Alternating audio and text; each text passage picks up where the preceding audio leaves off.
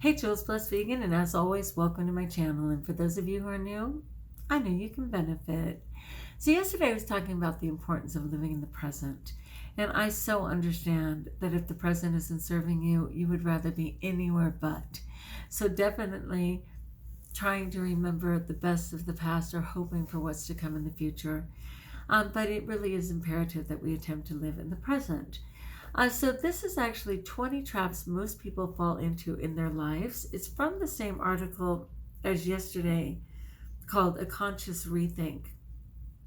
And there are 20, but I'm going through one at a time. So here's the general. Life is a journey. That's what we're told. And it truly is in many ways. It has a beginning, an in-between, and an end. All lives do. I know, spoiler alert, no one gets out alive. It's a sad truth. Yet most journeys will have pitfalls along the way, difficulties we don't foresee. And journeys have traps, things we can fall into while we're traveling.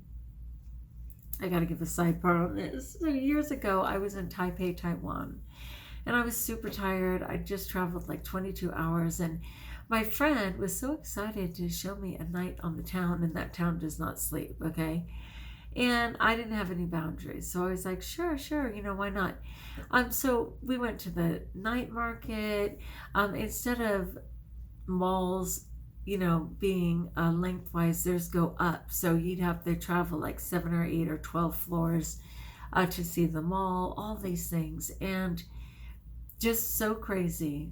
We were hustling through the street, and one of those plate covers, I stepped on one part and it flipped up, and I went from total motion to dropping straight down, like holding my leg in a very awkward position, and the other part of me basically dangling down inside this manhole cover.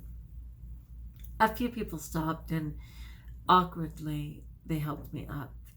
I had no boundaries, codependent nightmare, and could not even begin to admit the pain that I was in. I just said I was okay. I continued to walk, continued to do all the things, and I had swelling and bruising like nobody's business. Some cut marks, fortunately nothing deep enough for stitches, but it was insane. It was insane. I'd never been in so much pain in my life, and nearly never since. And I didn't deal with it until I went home almost 2 weeks later. It was actually almost 3 weeks later, to America, and finally had it properly checked. The doctor could not believe that I didn't have like blood clots at the very least flying home on the plane, which they never would have allowed, let alone just the horrific, I mean, it was so awful. But what is the point? The point is, you can fall when you're traveling. My fall was an inability to state my needs or to protect myself from people who were asking too much of me. So it goes on to say, journeys have traps, things we can fall into while we're traveling. One of the dangers of the traps is that they're unseen. There's no doubt that that manhole cover was unseen in that night journey. They're hidden. By the time you spot them, it's too late, most certainly. And sadly, a lot of people would go towards it anyway. So it says there aren't signposts that say trap ahead. For some, that wouldn't matter. And because we don't see the traps, we don't prepare for them. But what if you could be warned about the traps along the path of your journey? Wouldn't it be helpful to know those you will encounter along the way ahead of time? You're in luck. Here are 20 traps people fall into in their lives. These traps are so common, they're nearly universal, meaning people in every walk of life and in every time tend to experience these. They will almost certainly apply to you as well as to me. As the saying goes, and I've never heard this saying before, as the saying goes, forewarned is forearmed. So let's get forearmed, shall we? So if you've been warned in advance, ideally you'll come with the armor and the tools you need to fight back. Forewarned and forearmed. All right, so the only one I'm doing today is the trap of playing the victim. Come on. Who potentially hasn't done that before, and who does not know people who do it? Ugh. I'm all good for the first time you tell me your tragic story. I'll listen completely. I will pray with and for you. I will be completely present. When you continue to spin that reel and say it again and again, I will be far less patient and eventually gone. Luckily, my husband calls me on that if I seem to be playing a victim in any way, and he'll be like, Juliana, can you hear it? And I'm like, that is so rude. And what is it? The smallest violin in the world playing for my sob story. Okay, so it reads, we all have things happen to us that we wish didn't, of course. Sometimes we are the victim of violence, injury, mistreatment, abuse. It's okay to call it for what it is. And I would counter argue you must name it and call it for what it is. The difference is not holding on to it. You're calling it to let it go. But we also have a tendency to see ourselves as a victim when the blame really lay with us. Now, this is a whole different story. Getting the flu right before a job interview makes you an unfortunate victim of circumstance. Being fired for arguing with your boss does not. We should learn to recognize things that happen to us that aren't our fault and that we can't avoid. We should also, so important right here, accept responsibility when we bring things upon ourselves instead of adopting a victim mentality. Oh, what a different world it would be if people can honestly say, my bad, and just say whatever it is, There's actions in our life that we have to take responsibility for.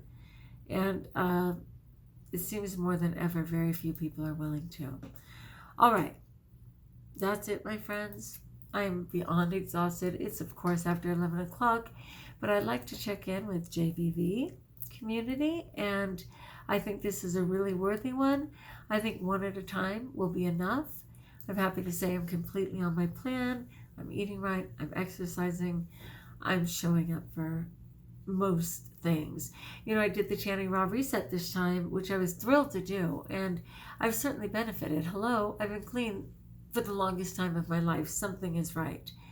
But I wasn't able to participate the way that I prefer. And again, part of that was because I've had so many sick family members that I've been talking to at all hours because we live in different time zones, and trying to be available to them, and of course just my regular life. And I also had a horse that was injured.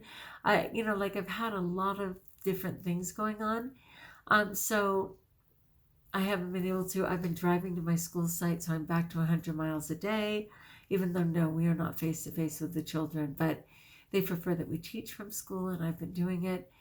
So, there's just a lot of things like that, but I absolutely benefited. I mean, no doubt, as I always do and love it so much, but I haven't been able to comment and do the things that I prefer. So I'm sorry for that. But again, my goal, like I said yesterday, is to live in the present. I'm not going to go back and make up, the 6 videos I missed. I'm not going to go back and try and comment. I have this habit. I'm a natural cheerleader and a teacher who naturally marks papers and responds and puts comments. And I always have a sense that not only do I have to comment, which I most certainly do, but I have to praise, respond, talk to every single person who commented for somebody else's post. It's not even my post. It's so bad that at some point it tells me you cannot do any more likes. You have to come back later. It literally says that. Are you familiar?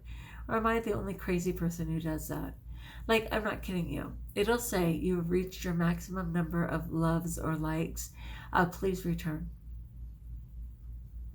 Anyway, I'm not saying that that's a boundary I need per se. I mean, you can never regret random acts of kindness, but I'm a bit excessive, and my life is catching up with me because I just haven't had good enough boundaries. All right, my friends, we will get on to tomorrow's talk. which is the trap of revenge. Be thinking about that. Are you a vengeful person? Do you think eye for an eye, tooth for a tooth, that whole business? Praise God, I am not. Though in my youth, I certainly chased kids across the playground and wrote nasty notes. Okay, like if you like, join us if you haven't subscribed. Let me know in the comments below how I may support you. And until we talk again, best of all, know that you're blessed.